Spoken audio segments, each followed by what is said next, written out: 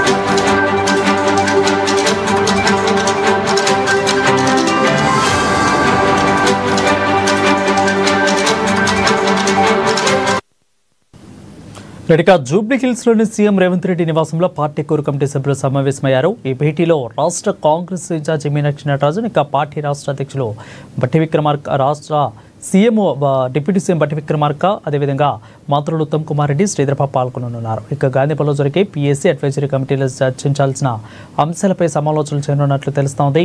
దీనిపై మరింత సమాచారం అందించడానికి గాంధీభవన్ నుంచి మా ప్రతినిధి హరీష్ లైవ్లో సిద్ధంగా ఉన్నారు. హరీష్, చెప్పండి, ఏ అంశాల మీద భేటీలో చర్చించే అవకాశాలు ఉన్నాయి? ఎవరెవరు ముఖ్యంగా దీంట్లో పాల్గొననున్నారు?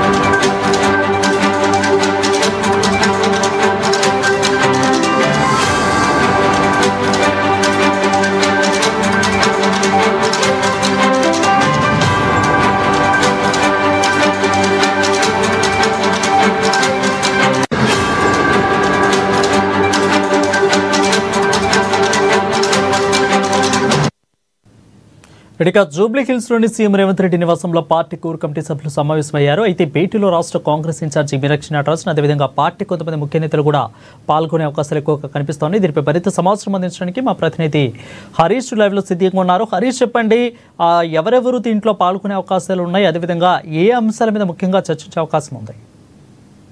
రైట్ వరుణ్, జూబ్లీహిల్స్ సీఎం రేవంత్ రెడ్డి నివాసంలో ఉప ముఖ్యమంత్రి బట్టి విక్రమార్క, అలాగే మంత్రులు శ్రీధరబాబు, ఇక ఇన్ఛార్జ్ మీనాక్షి నటరాజన్ కూడా భేటీ అయిన నేపథ్యం ఉంది. ఇక పిసిసి చీఫ్ మహేష్ కుమార్ గౌడ్ సైతం కూడా ఈ భేటీలో పాల్గొన్నారు. ప్రధానంగా ఈ రోజు సాయంత్రం 5 గంటలకు గాంధీ భవన్ లో ఇక పొలిటికల్ అఫైర్స్ కమిటీ సమావేశం, పొలిటికల్ అడ్వైజరీ కమిటీ సమావేశాలు జరగబోతా ఉన్నాయి. సమావేశంలో అనుసరించాల్సిన అంశాలపైన కూడా ప్రధానంగా చర్చ జరుగుతున్న నేపథ్యం అయితే కనిపిస్తోంది. దాంట్లో కీలకంగా స్థానిక సంస్థల ఎన్నికలు కావచ్చు, అలాగే బీసీ రిజర్వేషన్ 42% సంబంధించి కూడా బీసీ రిజర్వేషన్ సంబంధించి ఇప్పటికే రాష్ట్రపతి వద్ద పెండింగ్ లో ఉన్నది.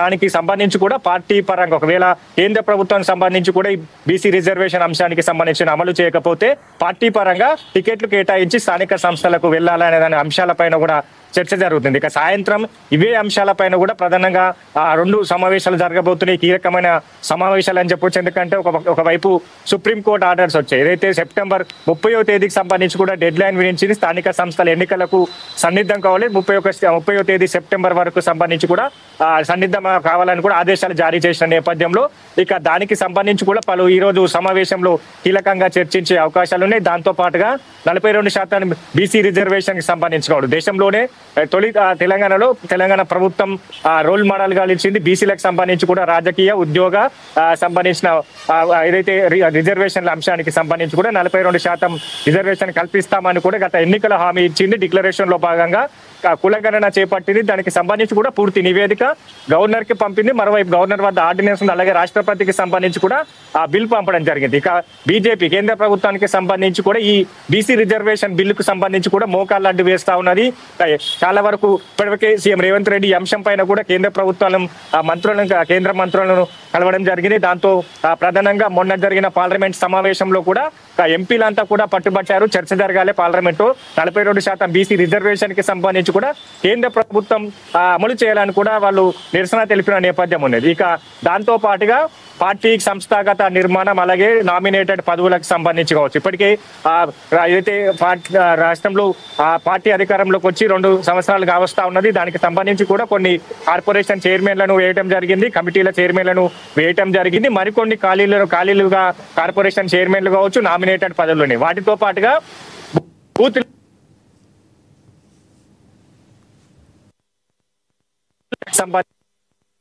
అధ్యక్షుల నియామకం జరగాలి. గ్రామ కమిటీలు కూడా జిల్లా అధ్యక్షులకు సంబంధించి కూడా డిసిసి నియామకాలు జరిపిన తర్వాతనే స్థానిక సంస్థలకు వెళ్ళాలని కూడా ఇప్పుడు ఏదైతే పార్టీ భావిస్తా ఉన్న నేపథ్యం ఉన్నది. ఇక అంశాలకు సంబంధించి కావచ్చు. ఇక మరోవైపు ఏదైతే ఏఐసిసికి సంబంధించి కావచ్చు, ఓటు చోరీ గద్దె చూడనే ఒక ఉద్యమాన్ని తీసుకొచ్చింది. బీజేపీ కేంద్ర ప్రభుత్వానికి సంబంధించి కూడా కేంద్ర ప్రభుత్వ సంస్థలన్నింటినీ కూడా నిర్వీర్యం చేస్తా ఉన్నది. ఒకవైపు ఈసీని అడ్డుపెట్టుకొని ఓటు చోరీకి పాల్పడుతున్నట్టుగా కూడా మొన్న Rahul Gandhi PPT power point presentation కూడా ఇవ్వడం జరిగింది. ఉద్యమాన్ని విస్తృతంగా ప్రజల్లోకి తీసుకెళ్లాలి, క్షేత్రస్థాయిలో గ్రామ స్థాయి నుంచి కూడా కార్యక్రమాలు నిర్వహించాలని కూడా ఏఐసిసి పిలుపు మేరకు ఈ కార్యక్రమానికి సంబంధం అంటే కేంద్రంలో ఎంపీలంతా కూడా ఢిల్లీలో సంబంధించిన ఎంపీలంతా యూరియా కొరత పైన కూడా నిరసన తెలపడం జరిగింది. దీనికి సంబంధించి కూడా పార్లమెంట్ లో చర్చ జరిగింది. ఈ అంశాలపైన చర్చించాలని కూడా వాళ్ళ వైపు వాదనలు లేవనెత్తిన నేపథ్యం ఉన్నది. ఇక మరోవైపు మొన్న సంబంధించి కూడా కేంద్ర ప్రభుత్వానికి సంబంధించి వినతి పత్రాలు కావచ్చు నిరసన నేపథ్యంలో కొంతవరకు మొన్న యూరియాకు సంబంధించి కూడా పంపిణీ చేయడం జరిగింది. అంటే డిమాండ్ కు తగ్గట్టుగా కేంద్ర ప్రభుత్వం సప్లై చేస్తా లేదు, వచ్చిన యూరియాకు సంబంధించి కూడా రైతులకు అందిస్తా ఉన్నామని కూడా ఇక్కడ రాష్ట్ర ప్రభుత్వం చెప్తా ఉన్నది. కాబట్టి ఇక డిమాండ్ కు అనుగుణంగా ఈ కేంద్ర ప్రభుత్వానికి సంబంధించి కూడా యూరియా పంపించేందుకు ఏ విధంగా ఒత్తిడి తీసుకురావాలి కేంద్ర ప్రభుత్వం పైన కావచ్చు, బీజేపీ నేతలు చేస్తున్న ఆరోపణలు కావచ్చు, ఏదైతే కేంద్ర ప్రభుత్వం నుంచి రావాల్సిన యూరియాకు సంబంధించి సరిగా తెలంగాణ రాష్ట్రానికి కొర్రీలు పెడతా ఉన్నది. తెలంగాణ రాష్ట్రానికి రావాల్సిన సప్లైకి సంబంధించి కావచ్చు తగ్గిస్తా ఉన్నది.